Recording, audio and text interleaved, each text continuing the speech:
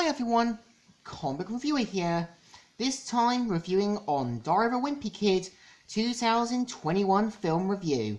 Now, as you know, on Disney Plus, there has been a new Diary of a Wimpy Kid film, and after covering the last four live action ones, as well as seeing 24 frames of Nick's review on it, I personally wanted to give the 2021 a go, and overview 4, I think it's more like a cut down, more kind of knowing what it wanted to be story.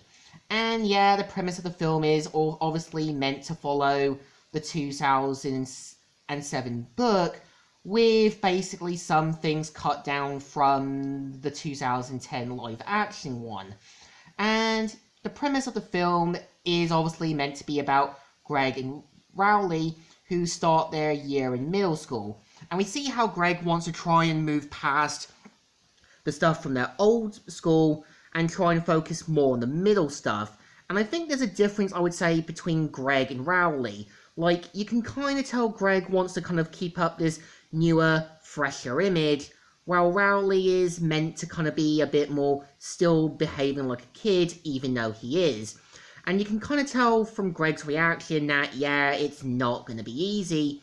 And over the time, we do kind of see how Greg kind of mistreats Rowley, and this is where we see Rowley getting the approval he wants. Well, Greg kind of, at the same time, realizing a little bit to his mistakes.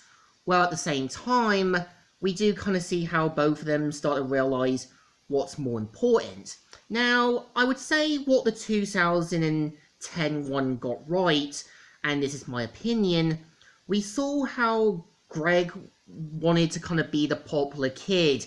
We saw how he tried to join these other activities that weren't really going to work for him.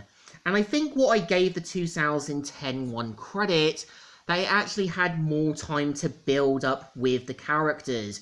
We kind of saw more time to get to know everyone around them. And we saw how even the director for was even able to use lesser-known characters, like Patty Furrow being kind of Greg's arch nemesis, as well as having kind of Chloe Grace Moretz being the kind of new character to kind of be the more the voice of reason to Greg.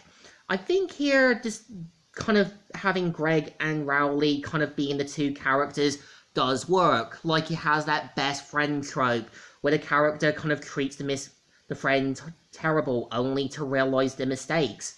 And I kind of give the animation credit that it's keeping true to what the book was. I think what the live-action one got right at, some of the animated segments obviously reminded me a bit of the story of Tracy Beaker, with the animation segments keeping true to Jacqueline Wilson's book.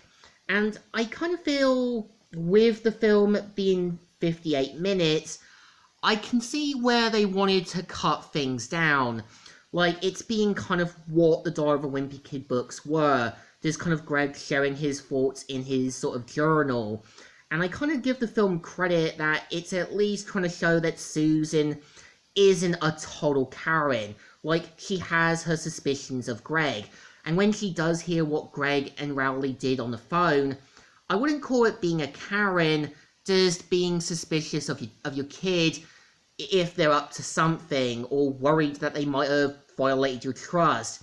And I give the film credit that it does kind of show Susan giving Greg advice to help him realize who his friends really are, and at the same time, figuring out what's important.